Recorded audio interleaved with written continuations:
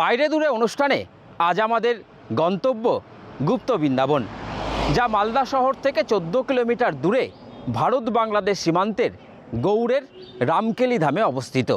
এই রামকেলি ধাম বৈষ্ণব সম্প্রদায়ের মানুষের কাছে একটি পবিত্র তীর্থস্থান। কারণ শ্রী শ্রী চৈতন্য মহাপ্রভু যখন বৃন্দাবন যাত্রা করেছিলেন তখন এই রামকেলি ধামে তিনি পদার্পণ করেছিলেন।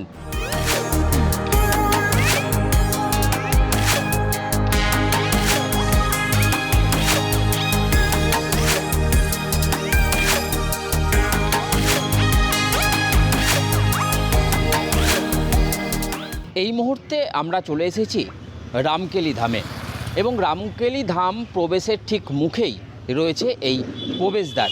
ঠিক আমার পেছনেই রয়েছে এই প্রবেশদ্বার, যে প্রবেশদ্বার মালদা জেলা পরিষদের উদ্যোগে তৈরি করা হয়েছে। রামকেলি ধামের যে ঐতিহ্য, সেই ঐতিহ্যকে সামনে রেখেই এই যে প্রবেশদ্বার তা কিন্তু তৈরি করা হয়েছে এবং এই প্রবেশদ্বার তৈরি করার ফলে রামকেলি ধামের যে ঐতিহ্য তা কিন্তু যেমন একদিকে বজায় থাকছে, ঠিক একই রকমভাবে এলাকার যে সৌন্দর্যায়ন তাও কিন্তু বৃদ্ধি পেয়েছে এর ফলে। চলুন ভিতরে যাই এবং এই যে রামকেলি ধামের সমস্ত ছবি এবং এখানকার যারা রয়েছে তাদের সাথে কথা বলে সমস্ত বিষয় তুলে ধরি বাইরে দূরে এই অনুষ্ঠানের মধ্যে দিয়ে।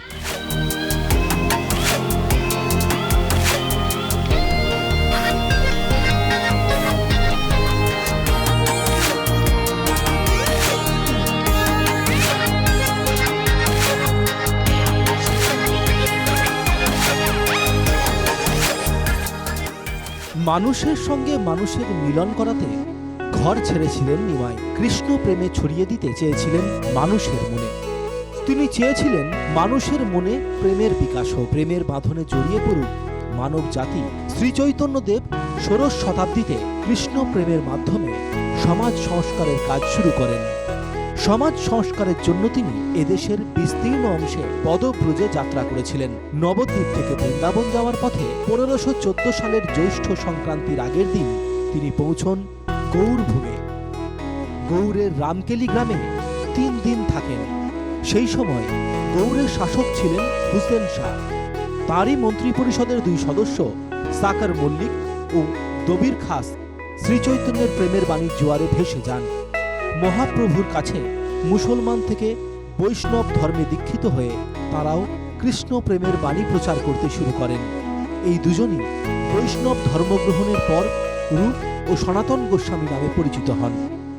সালটা ছিল 1515। শ্রী শ্রী চৈতন্যদেব মহাপ্রভু যখন গৌড়ের এই রামকেলি ধামে এসেছিলেন, ঠিক আমি যেখানে দাঁড়িয়ে রয়েছি 2টি বৃক্ষ রয়েছে। এই বৃক্ষ চেরি কদম নামে পরিচিত এবং তার ঠিক পাশেই রয়েছে তমাল বৃক্ষ। অর্থাৎ এই 2 বৃক্ষের নিচে বসে চৈতন্য মহাপ্রভু তার 2 শিষ্য রূপ এবং সনাতন গোস্বামীকে দীক্ষা দিয়েছিলেন এবং সেই সঙ্গে এই 2 বৃক্ষের নিচে বসে চৈতন্য মহাপ্রভু ধ্যান এবং কীর্তন করতেন। তাই প্রচুর ভক্তরা কিন্তু এই 2 বৃক্ষ দেখার জন্য গৌড়ের এই রামকেলিতে আসেন।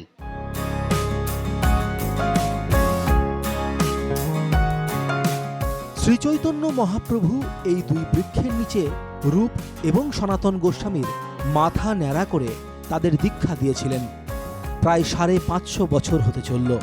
এখনও সেই রকম অবস্থাতেই রয়েছে এই 2টি বৃক্ষ। আর ইতিহাস যখন মহাপ্রভু এখানে এলেন উদ্ধার করার জন্য, এই গাছতলায় বসে 2 ভাইকে রূপ গোস্বামী ও সনাতন গোস্বামীকে এখানে মাথা মুন্ডন করে ভগবান সেই মহাপ্রভু সেদিন নিজেই কানে মন্ত্র দিয়েছিলেন। এই গাছটি 550 বছর আগেকার গাছ। কি গাছ এটা? কেলি কদম আর তামাল। গুপ্ত বৃন্দাবন প্রকাশ হয়নি এখনো, আস্তে আস্তে হচ্ছে। চরণ মন্দির রয়েছে। হ্যাঁ, এই গৌরাঙ্গ মহাপ্রভু এখানে এসেছিলেন। তার পাথরের উপরে তার পায়ের পদচিহ্ন পড়েছে, তার জন্য লোক ছুটে আসে দর্শনের জন্য। আমি আসছি পুরুলিয়া জেলা থেকে। এখানে শুনলাম যে মহাপ্রভু উনি ওনার 2 ভক্তকে আজ থেকে প্রায় 500 বছর পূর্বে তিনি দীক্ষা দিয়েছিলেন। যে গাছের তলায় উনি দীক্ষা দিয়েছিলেন সেই 2টো গাছ আজও প্রমাণ স্বরূপ দাঁড়িয়ে আছে। একটা তমাল বৃক্ষ, ওপর যে গাছটা আছে তার গাছটার নাম হয় আমার এখনও জানা নেই, তবে আমি জানার চেষ্টা করছি। চেরি কদম। চেরি কদম গাছ। এর আগেও একটা মন্দির দর্শন করে এলাম, যেখানে তার ভক্তদের সাথে উনি মিলিত হয়েছিলেন। আমি একজন কৃষ্ণ ভক্তই, আমি গৌরাঙ্গ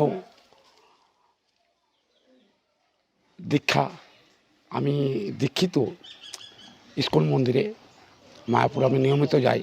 এই কারণে কি এখানে ছুটে আসা? হ্যাঁ, এই কারণেই প্রভুর টানেই আমি ছুটে এসেছি। আমার চৈতন্যদেব এখানে এসেছিলেন, রূপ সনাতনকে দীক্ষা দিয়েছিলেন।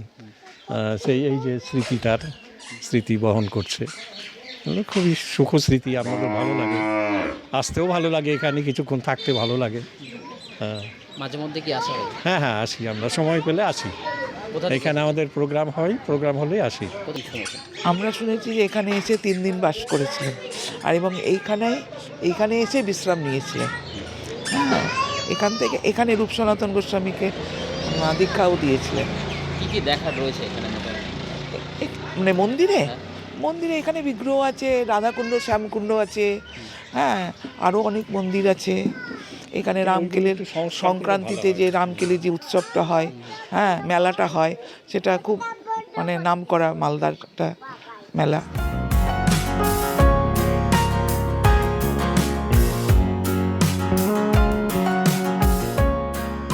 মালদা জেলার গৌড়ের রামকেলি ধামে শ্রীচৈতন্য মহাপ্রভুর পদচিহ্ন রয়েছে, যা ভক্তদের জন্য একটি অন্যতম প্রধান তীর্থস্থান। সনাতন গোস্বামীর প্রতিষ্ঠিত মদন মোহন জিউ মন্দিরের নিকটবর্তী কদম ও তমাল গাছের নিচে পাথরের ওপর তাঁর পদচিহ্ন আজও পূজিত হয়। রামকেলির পবিত্র কুঞ্জবনে পাথরের ওপর মহাপ্রভুর পদচিহ্ন একটি ছোট মন্দিরে সংরক্ষিত। কত বছর ধরে আছে চরণটা? ওই 550 বছর। এখনো ঠিকঠাক আছে? হ্যাঁ, সব ঠিকঠাক আছে এখন। কিভাবে তৈরি করা হয়েছে বা কি? না, কিছু তৈরি করা হয়নি, ওই মন্দিরটা করা হয়েছে। শুধু মন্দির? হ্যাঁ, ওই পাথরের ইটা ছিল, পাথরটা, তারপরে ওই চরণ ছাপটা দেওয়া আছে। পুজো হয়? পুজো হয় জানি। যখন উনি চলে যাচ্ছেন তখন সবাই বলল যে আপনি যে এখান থেকে চলে যাবেন আমাদের মানে স্মৃতিটা কি থাকবে। তখন চৈতন্যদেব, ওরা তো ভগবান, পায়ের ছাপগুলো খুব ছোটো ছোটো, ওরা ভগবান, সে সময় ওই পায়ের চিহ্নটা রেখে গেছেন। প্রচুর মানুষের ভিড় হ্যাঁ, হয়? প্রচুর মানুষের ভিড় হয়, মানে জায়গা দেওয়া যায় না। জায়গার লোক আছে অনেক দূর, মানে ভারতবর্ষের বিভিন্ন প্রান্ত থেকে, এমনকি বিদেশ থেকেও লোক আসে, ওই যে ইংরেজদের সব ইস্কনের ভক্তরা সব আসে। হ্যাঁ, এগুলো পুরনো ঐতিহ্য, অনেক আধ্যাত্মিক ব্যাপার, এগুলো বেশ ভালোই লাগে। প্রথম এলেন না এর আগে এসেছেন? না, এরা প্রথম এসেছি আমি। কি এর ইতিহাস কি রয়েছে, কিছু শুনেছেন?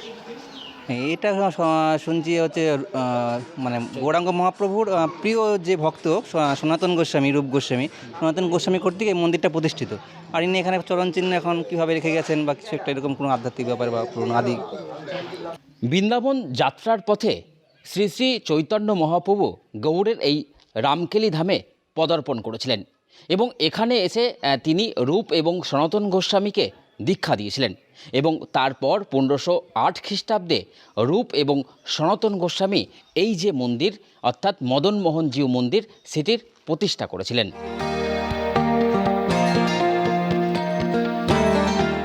মালদা জেলার গোবরের কাছে রামকেলিতে অবস্থিত প্রায় 550 বছরের পুরনো মদন মোহন জিউ মন্দির।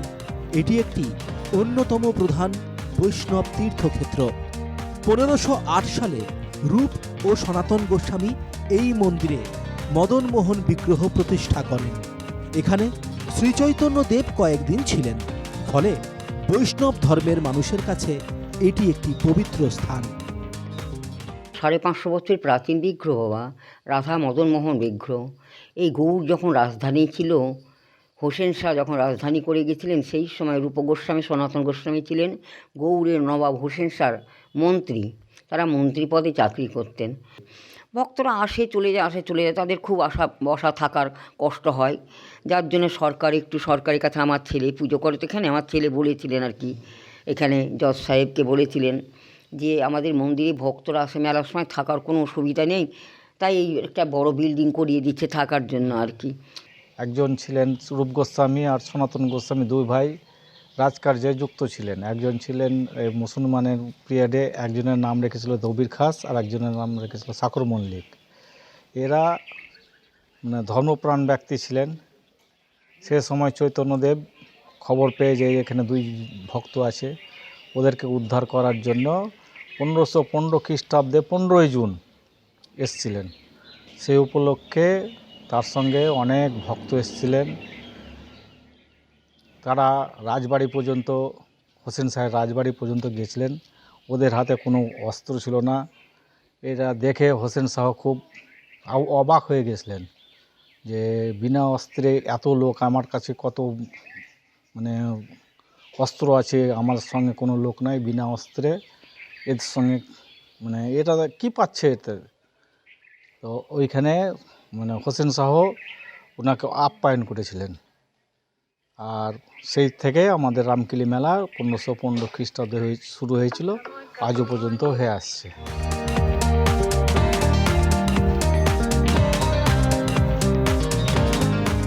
পশ্চিমবঙ্গের মালদা জেলার গৌড় সংলগ্ন রামকেলিতে অবস্থিত রূপ সনাতন মিলন মন্দির শ্রীচৈতন্য মহাপ্রভুর পদধূলি ধন্য একটি ঐতিহাসিক বৈষ্ণব তীর্থক্ষেত্র। 1508 খ্রিস্টাব্দে মহাবৈষ্ণব রূপ ও সনাতন গোস্বামী এখানে মদনমোহন মন্দির প্রতিষ্ঠা করেছিলেন, যেখানে 1515 সালে শ্রীচৈতন্য দেব তাঁদের সঙ্গে মিলিত হয়ে দীক্ষা দিয়েছিলেন। দেখুন, শ্রীমান মহাপ্রভু কলিযুগের ভগবান, আজ থেকে 513 বছর আগে তিনি এই রামকেলিতে শুভ পদার্পণ করেছিলেন, তার পদাঙ্কিত ভূমি। শ্রীমান মহাপ্রভুর আসবার কারণই হচ্ছেন রূপ সনাতন গোস্বামী, যাদের আকর্ষণে এবং আহ্বানে মহাপ্রভু এই ধামে ছুটে এসেছিলেন, যার জন্য রামকেলির মেলাতে আজও অগণিত ভক্তগণ তারা আসেন এবং তাদের নামের সঙ্গে মিল রেখেই আমাদের মন্দিরের নাম রূপ সনাতন মিলন মন্দির, মানে মহাপ্রভুর সাথে রূপ সনাতন গোস্বামীর মিলন হয়েছিল এই স্থানে। এখানে কী কী রয়েছে? এইখানে আমাদের যেমন চৈতন্য মহাপ্রভুর সঙ্গে রূপ সনাতন গোস্বামীর মিলনস্থলী রয়েছে। আমাদের শ্রী মন্দিরে আমাদের রাধা ব্রজমোহন ভগবান, জগন্নাথ, বলদেব, সুভদ্রা মহারানী এবং রামকেলির যিনি ধামেশ্বর সেই মহাপ্রভুর শ্রী বিগ্রহ রয়েছেন। এখানে নিত্য সেবিত, পূজিত, অর্চিত হচ্ছে। এই মন্দিরের সঙ্গে আমরা খুব যুক্ত আছি। আমাদের খুব ভালো লাগে এখানে আসতে, হ্যাঁ, তার জন্য এখানে আসি আমরা। প্রতি বছর আসা হয়? হ্যাঁ, প্রতি বছর ছাড়াও অন্য অনুষ্ঠানেও আসি, সব অনুষ্ঠানে আমরা আসি এখানে।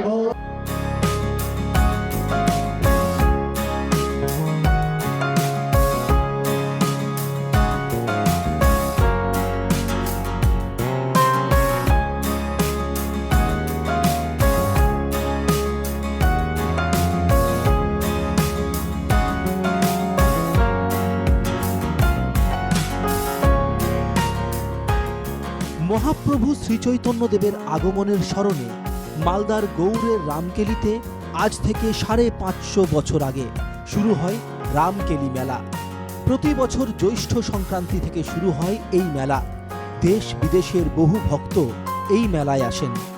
জ্যৈষ্ঠ সংক্রান্তির আগের দিন আনুষ্ঠানিকভাবে মেলার উদ্বোধন করা হলেও মূল মেলা শুরু হয় জ্যৈষ্ঠ সংক্রান্তি থেকে। মেলা শুরুর প্রায় 7 দিন আগে থেকেই মানুষ এখানে আসতে শুরু করেন। শ্রীচৈতন্যদেবের আগমনকে ঘিরে এই মেলা, তাই রাজ্য সরকারের পর্যটন দপ্তরের উদ্যোগে এই মেলা প্রাঙ্গণে তৈরি করা হয়েছে মহাপ্রভুর বিশাল আকৃতির এক মূর্তিও। রামকেলি ধামে চৈতন্য মহাপ্রভুর 500 বছর পদার্পণ উপলক্ষে পশ্চিমবঙ্গ রাজ্য সরকারের পর্যটন বিভাগের উদ্যোগে 2014 সালের 14ই জুন এই চৈতন্যদেবের যে মূর্তি তা কিন্তু তৈরি করা হয়েছে এবং রামকেলি ধামের প্রবেশের মুখেই কিন্তু এই বিশাল আকারের শ্রী শ্রী চৈতন্য মহাপ্রভুর এই মূর্তি রয়েছে। এবং একটু আগে যেটা বলছিলাম যে রাজ্য সরকারের যে পর্যটন দপ্তর, সেই পর্যটন দপ্তরের উদ্যোগেই এই চৈতন্য মহাপ্রভুর এই বিশাল আকৃতির মূর্তি তৈরি করা হয়েছে এবং যা দেখতেও প্রচুর ভক্তরা কিন্তু এখানে সমাগম হয়ে থাকে। এটা চৈতন্যদেব ওই যে সময়ে ছিলেন তার স্মৃতি রক্ষার্থে শ্রী কৃষ্ণেন্দ্র নারায়ণ চৌধুরী 2013-14 সালের আর্থিক বর্ষে তিনিও এটাকে নির্মাণ করেছিলেন। 11 ফুট উচ্চতা, চৈতন্যদেবের উচ্চতাটা 11 ফুট। এটা এখন ওটা থেকে আমাদের মেলাটা আরও জাগ্রত হয়ে গেছে। বলছিলাম এখানে রামকেলি মেলাতে কি কি হয়, মানে কেমন ভিড় হয়? ভিড় তো প্রচণ্ড ভিড়। জ্যৈষ্ঠ সংক্রান্তি ওটা আছে 15ই জুন, ইংরেজি বলে 15ই জুন। এগুলো অনেক দূর, আসাম থেকে আসে, গুয়াহাটি থেকে আসে, কোথাকার লোক মোটামুটি বাইরের সব? বাইরেরই, প্রায় বাইরেরই। তারপর দিনাজপুর, দক্ষিণ দিনাজপুর। মেলা হয়? হ্যাঁ, মেলা 3 দিনের মেলা এটা। রামকেলি মেলা 15ই জুন, সেই দিন বহু লোক মানে মেলাতে আসে। এখানে মহাপ্রভু এই যে কদম গাছের তলায় রূপ সনাতনকে দীক্ষা দিয়েছিলেন, সেই জন্যে যে মহাপ্রভু যখন আসেন তার সঙ্গে সবাই অনেক লোক এসেছিল, সেই উপলক্ষে সেই মেলাটা এখন পর্যন্ত ওই ভক্তদের কেমন ভিড় হয়? ভক্তদের প্রচুর ভিড়। কোথা থেকে আসে সে ভক্তরা? নানান দিক থেকে, চারিদিক কোথায় থেকে আসে সেটা বলা যাবে না যে কোন দিক থেকে আসে না আসে। ভিড় হয় প্রচুর ভিড়, সব রকম লোক আসে। এই 3 দিন কি কি হয় এখানে? এখানে বাউল গান বেশি হয়, বাউল গান হয়। আগে সার্কেস হতো, এখন আর সার্কেসের জায়গা নেই। মেলা বসে? মেলা বসে, মেলা সব রকম দোকান হয়। তারপরে ভগবান চৈতন্যদেব, তিনি আজ থেকে 510 বছর আগে এসেছিলেন। তো ওর আগমনটাকে রেখে সরকারি মেলা করা হয়েছে। তারপরে ওনার মূর্তি করা হয়েছে, যে পুকুরে স্নান করতেন সেই পুকুরটার সংস্কার করা হচ্ছে, আশেপাশে অনেক কিছু করা হচ্ছে। তো এই যে করার মূল কারণ কি? প্রথম একটা ধর্মীয় আবেগে দৌড়িয়ে আসবে মানুষ। ওখানে যেরকম জ্যৈষ্ঠ মাসের সংক্রান্তিতে হাজার হাজার মানুষ, হাজার বললেও ভুল হবে, লক্ষ লক্ষ মানুষ আসেন, তাদের দেখাশোনা, সেই পিলগ্রিমসের যাতে কোনো অসুবিধা না হয় তার দিকে লক্ষ্য রাখা হয়েছিল। এটাই প্রবলেম হয় কি, কিছু ওখানে লোক আছে যারা এগুলো ভালোবাসে না, তারা ওই কখনো নষ্ট করে, বিভিন্নভাবে এটা ক্ষতি করার চেষ্টা করে। তাও আমরা বলেছি রাজ্য সরকার খুব সিরিয়াস আছে দেখা, কিন্তু অসুবিধা আছে যে রাজ্য সরকারের সঙ্গে যদি archaeological department, government of India, তারা যদি ঠিকমতো জয়েন্টলি না কাজ করে, তাহলে কিন্তু ওই এলাকাটা ন্যাশনাল বা ইন্টারন্যাশনাল লেভেলে ফোকাস হবে না।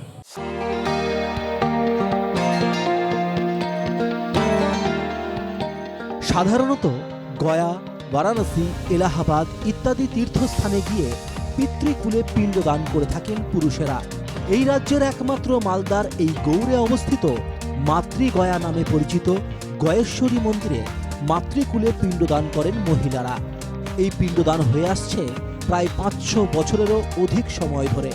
প্রতি বছর জ্যৈষ্ঠ সংক্রান্তির দিনে ভোর 5টা থেকে শুরু করে পিণ্ডদানের জন্য ভিড় জমান কয়েক হাজার মহিলারা। তারা তাদের মা বাবার ও পূর্বপুরুষদের আত্মার শান্তি কামনায় পিণ্ডদান করেন। ঘি, তিল এবং চাল দিয়ে তৈরি একটি পিণ্ড, যা মৃত ব্যক্তির উদ্দেশ্যে উৎসর্গ করা হয়। কথিত আছে, ত্রেতা যুগে সীতা দেবী প্রথম এই গয়েশ্বরী মন্দিরে এসে মাতৃকুলে পিণ্ডদান করেছিলেন। তারপর থেকেই এই প্রথা মেনে এখানে মাতৃকুলে পিণ্ডদান করছেন মহিলারা। যেই গয়েশ্বরী মন্দিরে মাতৃকুলে পিণ্ডদান হন, যখন সীতাকে নিয়ে রামচন্দ্র যখন ত্রেতা যুগে যখন বনবাসে আসছিলেন, তখন সীতা দেবীর মাকে এইখানেই পিণ্ডদান করেছিলেন।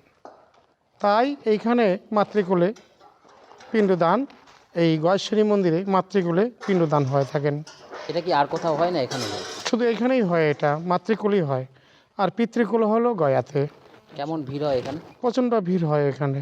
কত যুগ ধরে হয়ে আসছে মোটামুটি? মোটামুটি এই বহু যুগ থেকে আমরা দেখছি যে আগে তো এইখানে 2-4 জন করে সবসময় আসতো। তো আমার এখানে আসা হলো, এই মন্দিরে ট্যাগেল করা হয়েছে, বেশি দিন হয় নাই, এই 4-5 বছর হবে। কোন সময়টা হয় এটা? এটা হয় জ্যৈষ্ঠী মাসের সংক্রান্তি। প্রচুর ভিড় হয়? প্রচণ্ড ভিড় থাকে বাবা এখানে। কোথা থেকে লোক আসে? বেশি অংশ বিহার থেকে বেশি আসে, বিহার থেকে বেশি আছে, ডালখোলা, বারসই, কিষানগঞ্জ, এখান থেকে বেশি লোক আসেন বাবা। কি কি করা হয় এখানে? এখানে যখন পিণ্ডি দেওয়া হলো, পিণ্ডির পরে এখানে এই নদীটা পার হতে হয়। এই নদীটা বৈতরণী নদীটাকে পার হতে হয়। এখানে মাতৃকুলে পিণ্ডদান হন এখানে, তাই মাতৃগয়া বিলা এখানে গয়েশ্বরী মন্দির। এটা সংক্রান্তির দিন মাতৃকুলের পিণ্ড হয়, হাজার হাজার লোক হয়, অনেক জায়গা থেকে, বিভিন্ন জায়গা থেকে লোক আসে। কারা পিণ্ড দিতে আসেন এখানে? এখানে বিহারিরা বেশি আসে। বাইরে দূরে আজকের পর্ব আজ এ পর্যন্তই। আগামী সপ্তাহে আমরা আসব আরও একটি নতুন পর্ব নিয়ে। দেখতে থাকুন NK TV বাংলা।